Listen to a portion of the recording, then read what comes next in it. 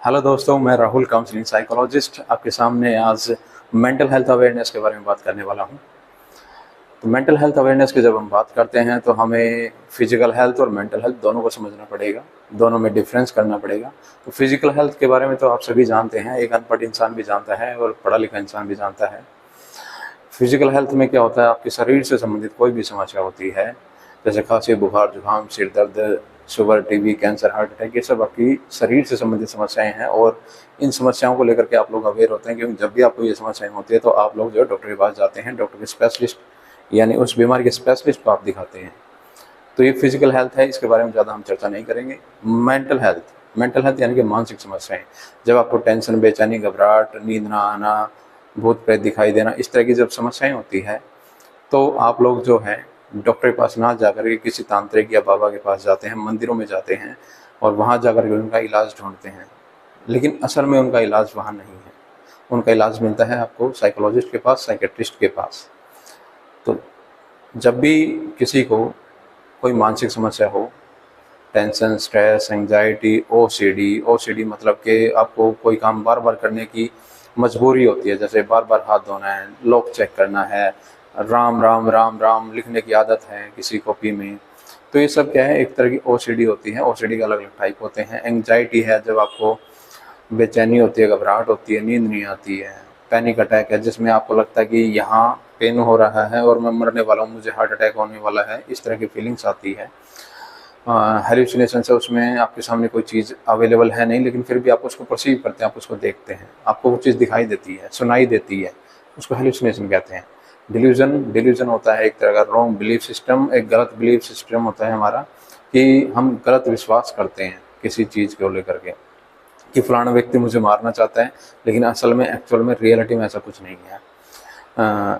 जैसे कि ये जो हमारा छोटा लड्डू गोपाल होता है, ये खाना खाता है, पानी पीता है, इसको सर्दी लगती है, इसको गर्मी लगती है, ये हमारा एक रॉन्ग बिलीफ सिस्टम है, तो इसको हम डिल्यूजन बोलते हैं।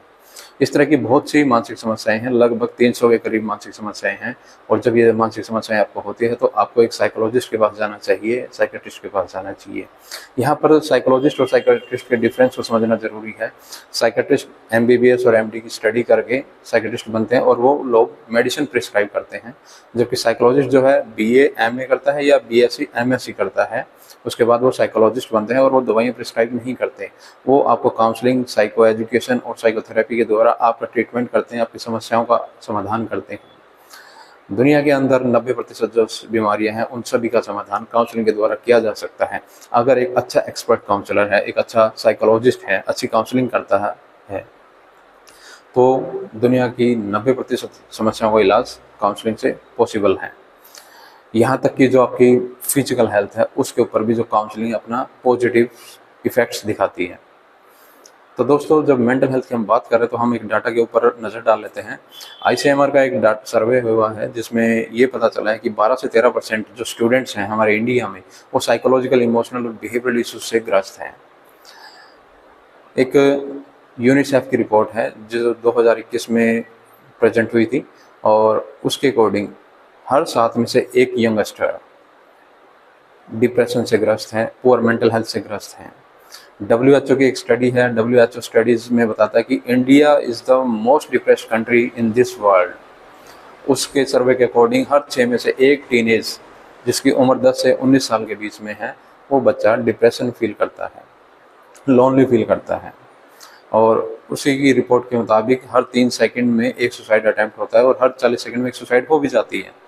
और आप सुनते रहते हैं हर दिन, हर अखबार में, टीवी में, न्यूज़ में कि फलाने स्टूडेंट्स ने नंबर कमाने पर सुसाइड कर लिया, फिर पेरेंट्स के प्रेशर में आकर के सुसाइड कर लिया, एट्सेट्रा।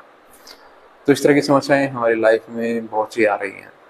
एक एजेंसी है NCRB, national crime reports of bureau, उसके अकॉर्डिंग इंडिया के अंदर 13,000 स्टूडेंट्स ने सुसाइड किया 2021 में।